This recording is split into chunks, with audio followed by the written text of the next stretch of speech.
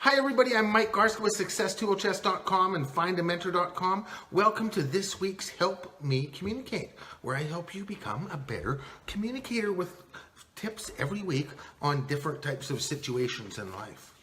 Have you ever had to deal with someone when they were really angry or frustrated? Their energy was out of control. Have you ever been yelled at or called names and felt degraded or belittled? What would it be like if you knew exactly what to do when energy in another person was out of control? What would it be like if you could calm people in high energy states? It'd make your life a lot easier. So today we're going to talk about how to deal with people when they're in high energy states. Last week we talked about how to deal with yourself when you're in a high energy state, and it's not a lot different. The first thing to do when somebody is in a high energy state is to pause. I'm going to give you 8 different steps that you can do when the relationship is very important. But first, let's talk about those relationships that aren't important. I've been in a pub before and listened to somebody, for example, make racist statements. Now, I'm married to a brown woman, and so when I hear somebody talking about Pakis or East Indians in a negative way and putting them all into one category, sometimes I'll get a little bit triggered. And if somebody's going off, what I do in those situations, first thing I do is decide, is my peace of mind in this moment worth it? Do I really need to teach this person a lesson or not? And there are times, most of the time, I do want to educate people. And so I'll wait till they finish their rant and their energy has come down a little bit. And then I'll say, you know, I'm married to a brown woman. And then I'll go on and I'll explain that in all walks of life and in all societies and in all races, there's good people and there's bad people. And there's this, when you look at the per capita, when I've traveled to 26 different countries, and there's as many, when you look at the percentages, there's just as many crazy brown people or black people or white people or Native North American people or Asian people, East Asian people, as there are in there's the same percentages in all the different environments. There's beautiful people and everything. So that's the conversation that I'll have.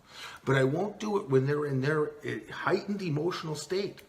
And there's other times where I'll sense that, you know what, my peace of mind is not worth having this conversation. It could take an hour or two of conversing back and forth, and I just don't want to do it. And so I'll choose to leave the environment. So you have 2 choices. Take the time. If you really want to sacrifice your peace of mind, and if you're really confident in your ability to communicate, to educate the other person. But if you're not a super good communicator and you find your energy rising like the other person's, if you engage that other person when they're charged and you engage them with a charged atmosphere, it's just going to rise and you're both going to end up doing things that you wish you hadn't. So when another person's energy is charged, remember that as humans, when our emotional level charges up, our ability to reason takes an equal dive. And so when we're emotionally charged, our ability to reason is out the window, and that's when we do and say things that we wish we hadn't.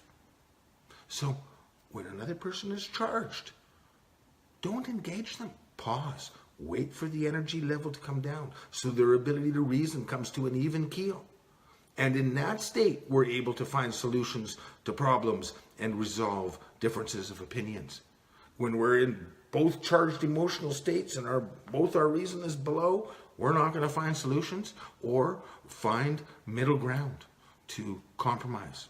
So that's the first step. First, decide if the relationship's worth it. If it's a casual environment, most of the time it's not.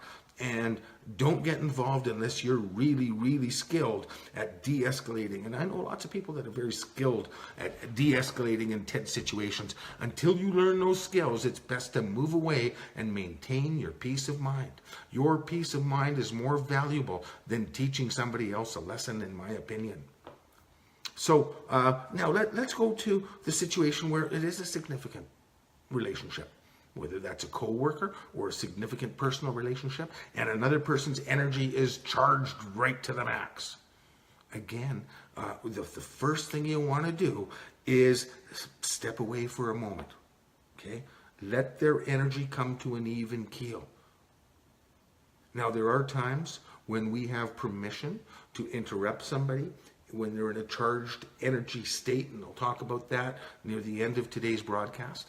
But for now, we're going to assume that we don't have that permission.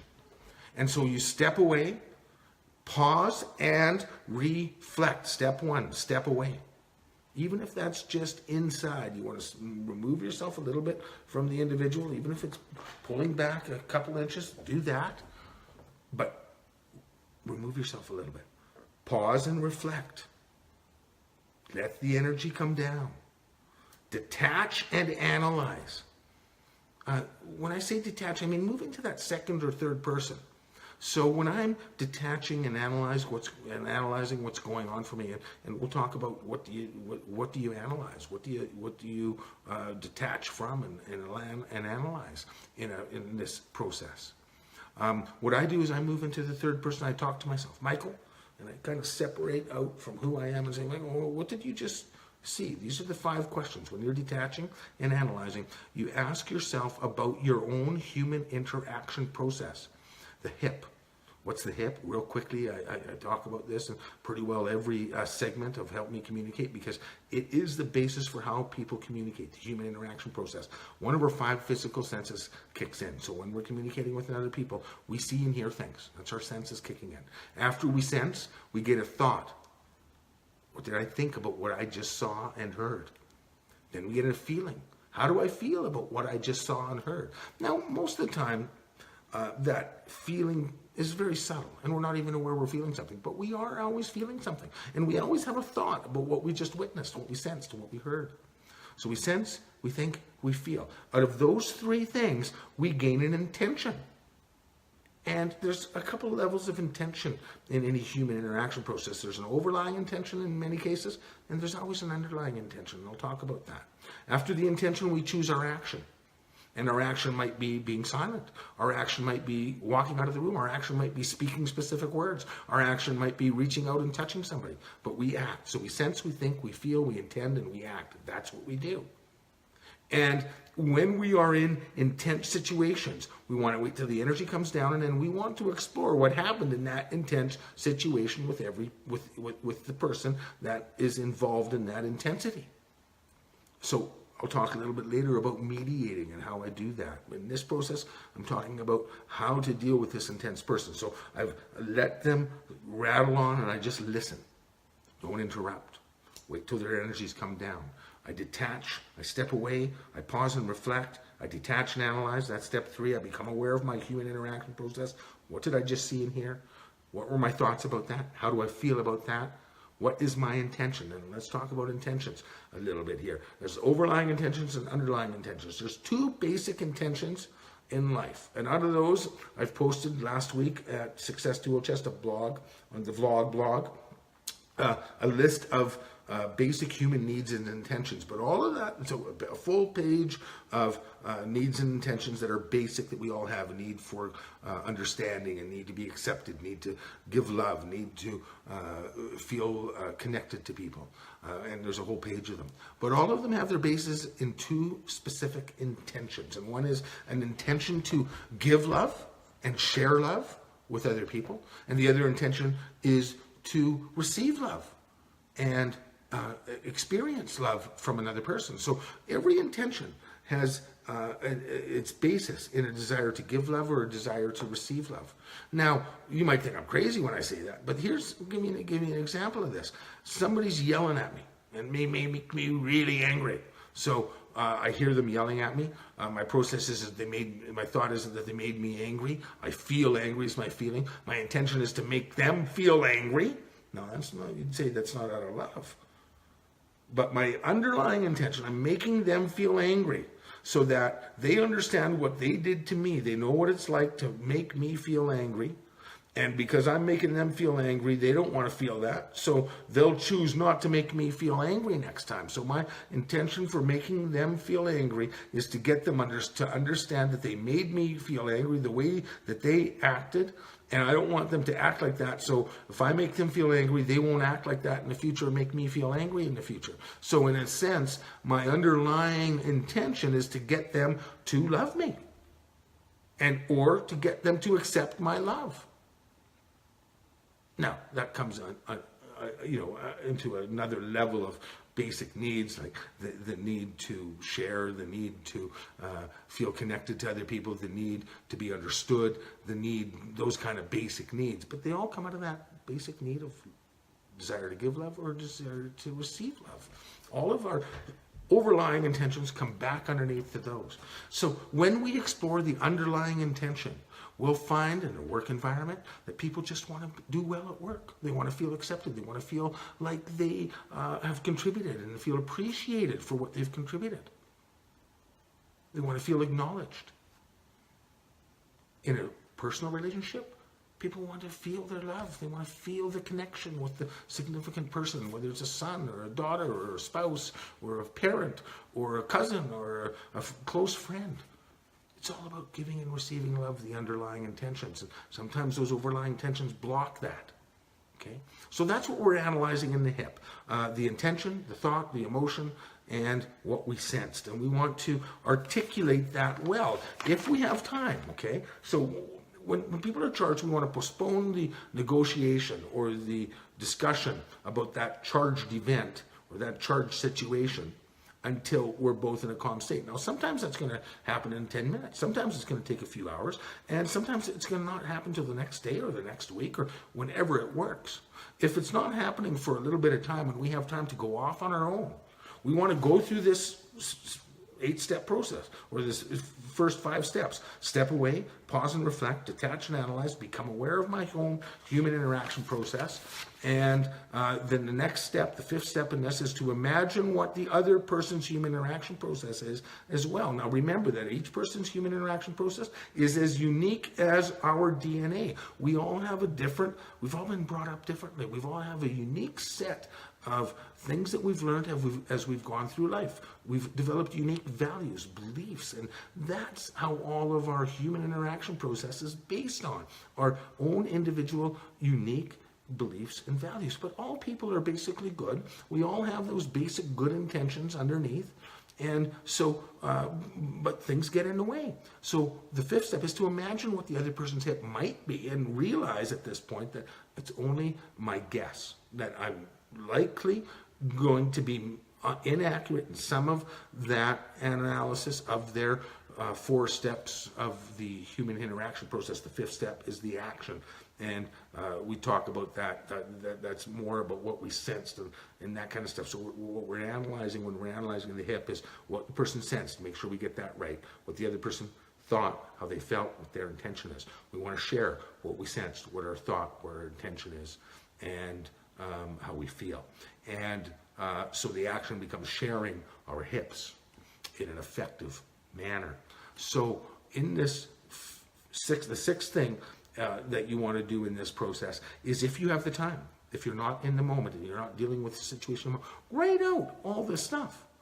After you've detached and you've analyzed your hip and you've imagined what the other person's hip might be, write that all out and take that, what you've written, into the conversation with you, because that's the next step. The 7th step is to actually have the conversation and stay focused on each other's hip. Ask the other person, share your own human interaction process. What happened yesterday was I heard you yelling about this. When I heard you yelling, I felt concerned. My thought pattern was that it was a little bit unjustified. Now, that doesn't mean it was unjustified to you, and I understand that, but that was my initial thought. And what I want here is to find some resolve, and in order to do that, I need to know what happened for you. So what happened for you? What did you see that triggered you? What was your thought pattern that triggered you? What was the feeling that triggered you into that? And what was your intention when you went off like you did yesterday? And I genuinely want to know that. And when we're having the conversation, that's what we're doing. We're exploring each other's hip if we want to effectively communicate. And we want to keep coming back to that.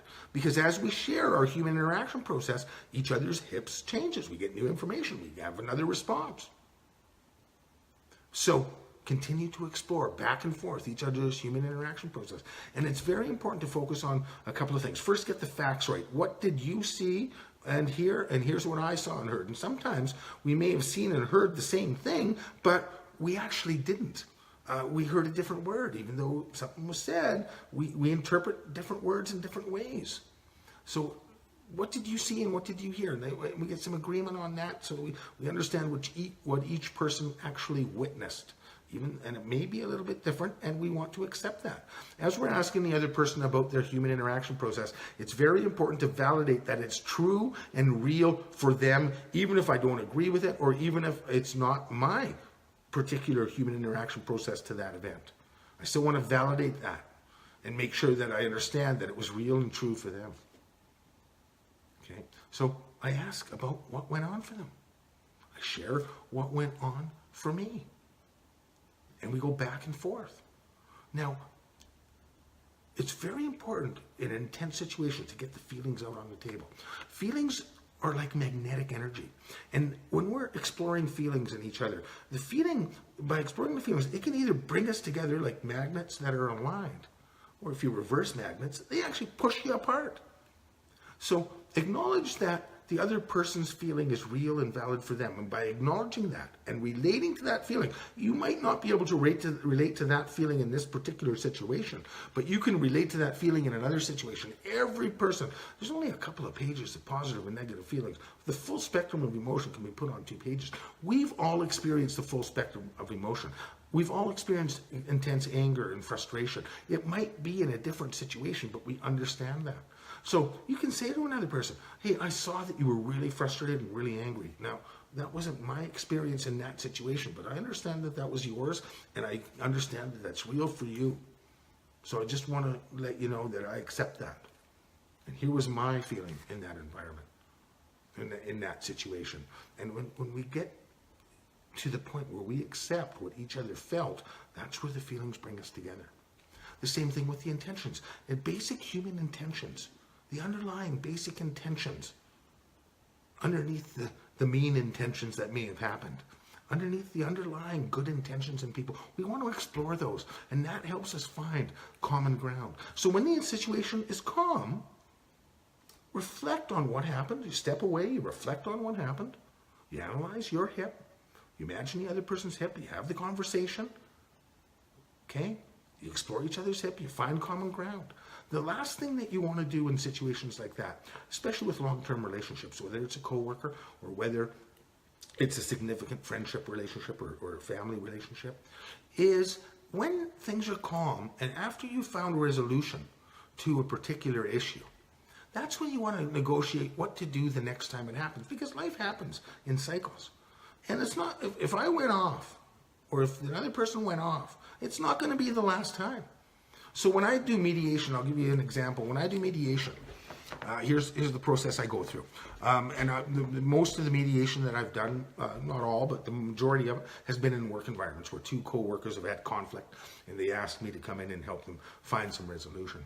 And so the first thing I do when I do that is I bring person A in, and I ask them about the human interaction process, and I validate that. What did you sense and hear and see? How did you think about that? What did you feel? What's your intention? Okay. Then I find all that down and I make my notes. I bring the other person in one-on-one and I do the same thing with them. I make my notes on their hip. Then I bring the 2 together and we explore each other's hip and we go back and forth until we find that common ground. And eventually, through the intentions and through the feelings, we find agreement on what we're going to do and how we process. And before I leave those mediation sessions, the one question that I ask both people is, if this happens again, okay, and chances are it will, you'll get charged, how are we going to deal with this in the future? So if you're having a conversation with somebody that and you're resolving a situation from the past where they've charged up and you've got that resolution, discuss what you're going to do the next time the energy levels get high. And how do you want to do that? Some people say, well, you know what? As soon as I'm high, stop me and interrupt me, and that'll bring my energy down. Other people will say, don't interrupt me when I'm charged, because I'm just going to get more angry and I'm going to lash out. Wait till I'm calm and have this, just like we did this time, have the conversation with me when I'm calm. Some people, when they're in a highly emotional state, like my wife and I have very good communication between the 2 of us. And so if one of us charges up into a high emotional state, the other one will say to them, hey, you're really charged right now. What's going on for you? Can you come down and we can talk about this? And we have given each other permission to do that, and that allows us, that brings the energy down in itself. Another little tip, there's some other tips that I'm going to give you here about high emotion.